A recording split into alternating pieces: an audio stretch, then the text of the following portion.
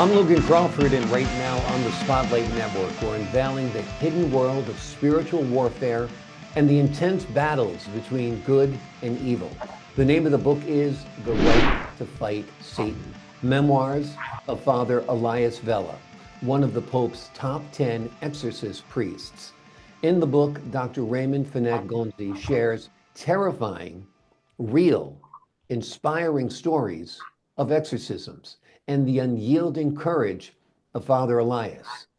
This gripping memoir sheds light on the power of faith, the dangers of satanic influences, and the ultimate triumph of God over darkness. We're delighted to have this very talented author join us here today on Spotlight. We thank the team at Atticus Publishing for helping us put him in the spotlight today, and we ask viewers like you to support authors like him by buying his wonderful book, the links are below this interview, and by subscribing to our TV network, streaming on Roku, Apple TV, and Amazon Fire TV. Doctor, thank you so much for joining me here today on Spotlight. Welcome. This is an amazing story. Father Elias Vella is a real-life priest, an exorcist, who worked battling Satan during his career. Tell us a little bit about why you chose to write about him. Well, I met Father Elias in 1987. I had just given in my resignation from a journalist to the Times of Malta, but the editor, who was a journalist in my time, had become the editor. And he phoned me and he called me to investigate Satanists, a group of Satanists in Malta who were desecrating graves in several cemeteries. So I went to Father Elia to ask for his advice. That's how he met. Father Elia, incidentally, was a professor of theology at the seminary. So he was opposite, because theologians don't believe in the devil. Few do.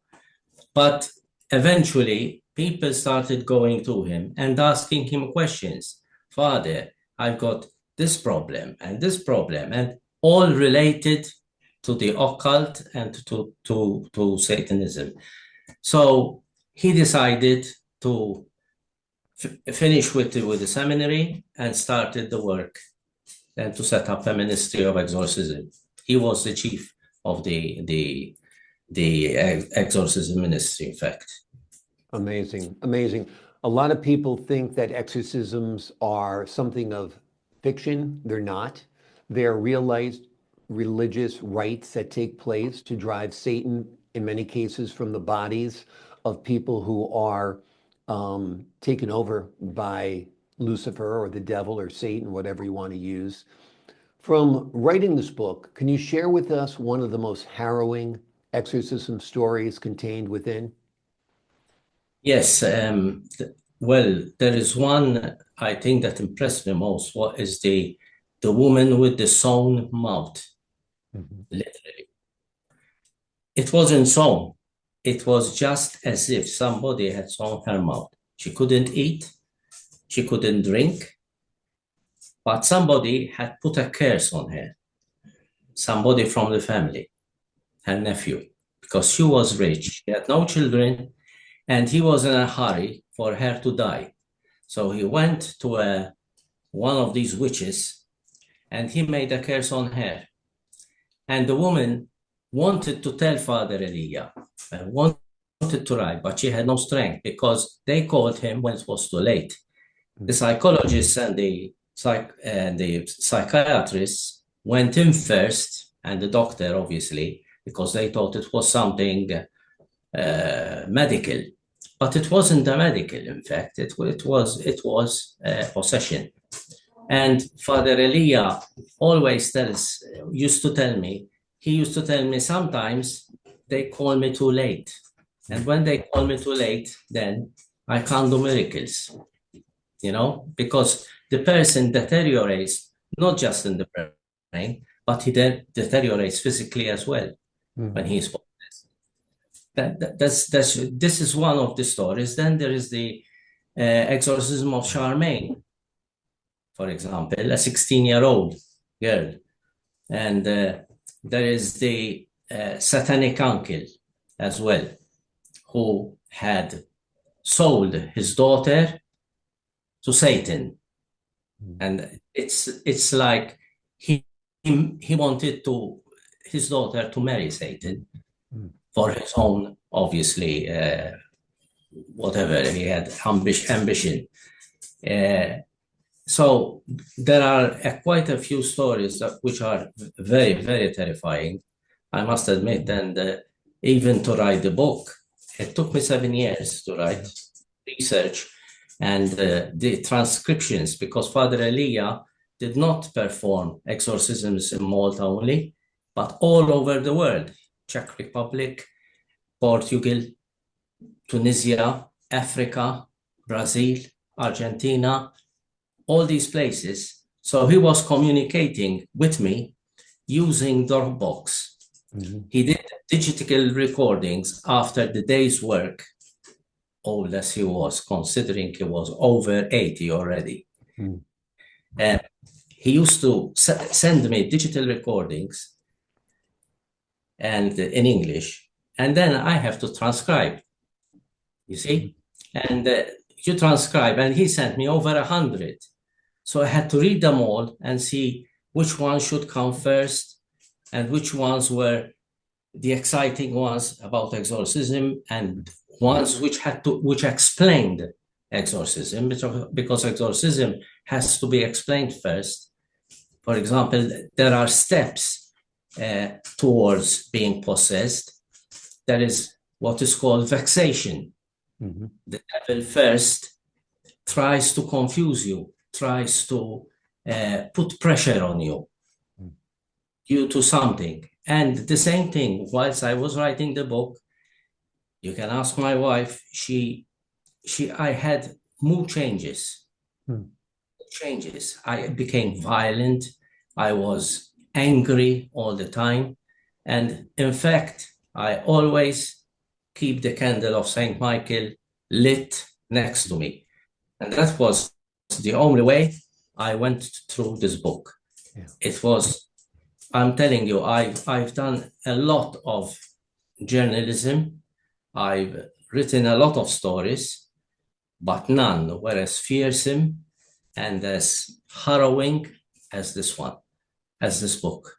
Yeah, I'm sure. I know as a journalist, when you get close to darkness, when you get close to evil, whether it's a killer or somebody who is just a pure evil soul, it takes a toll on you.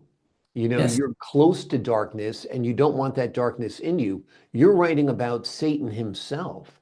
You have to be fearful of possession or other tricks of the devil as well, right? Yes.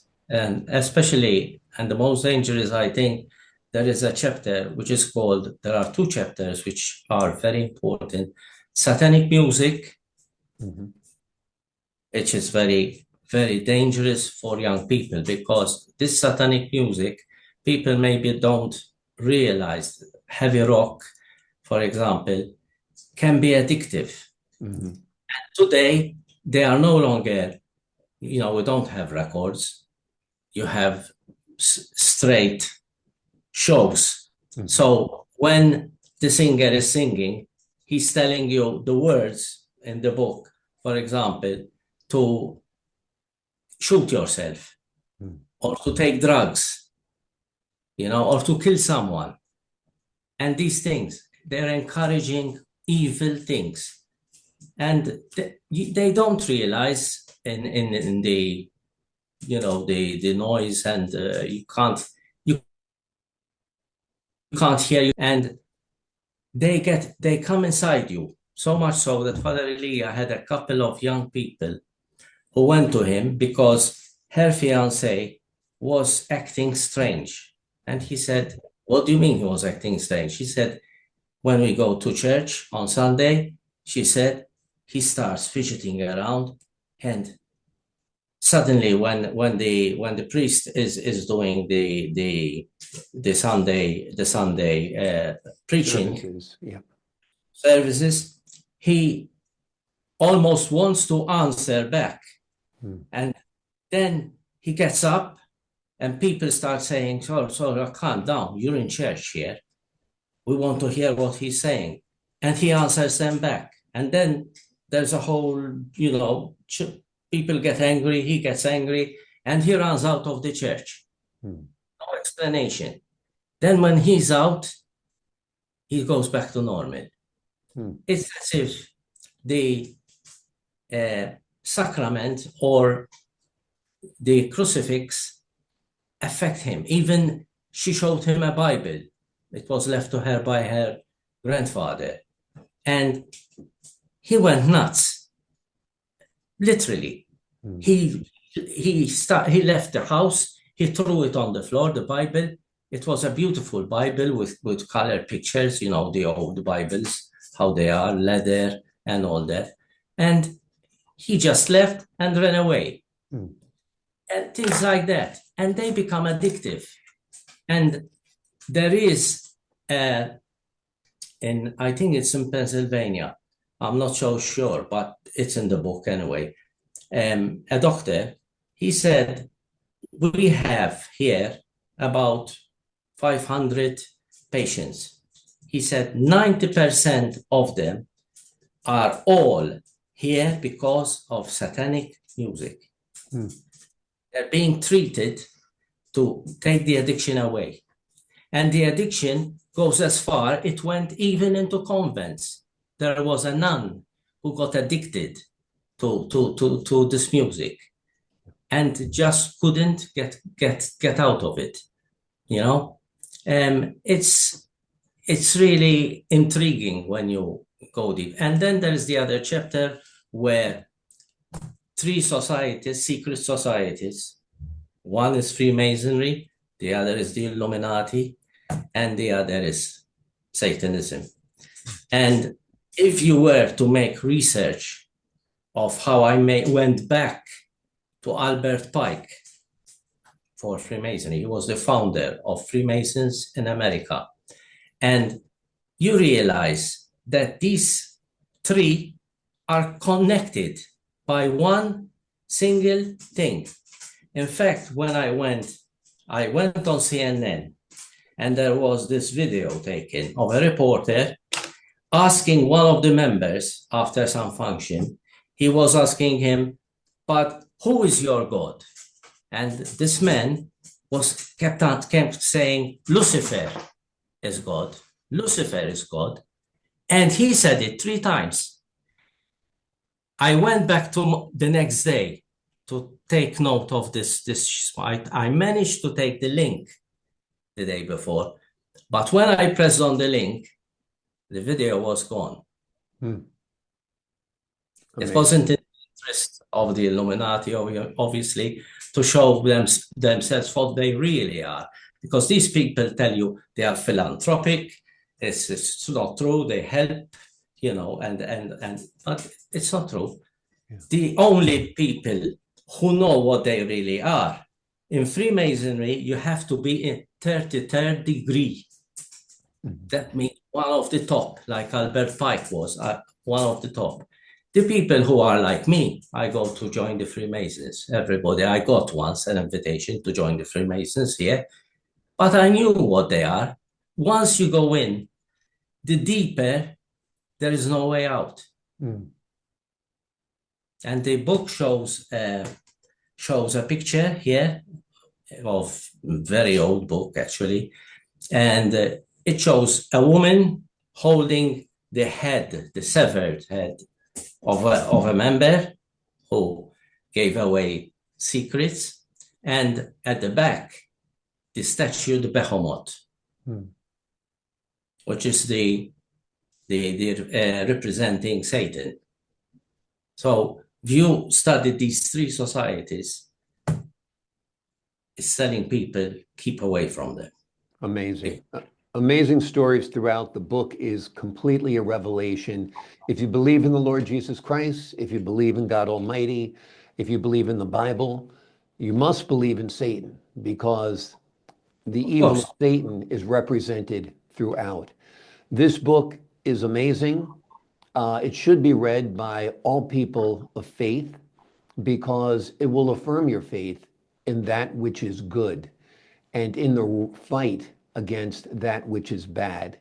The name of the book is The Right to Fight Satan, Memoirs of Father Elias Vella, one of the Pope's top 10 exorcist priests.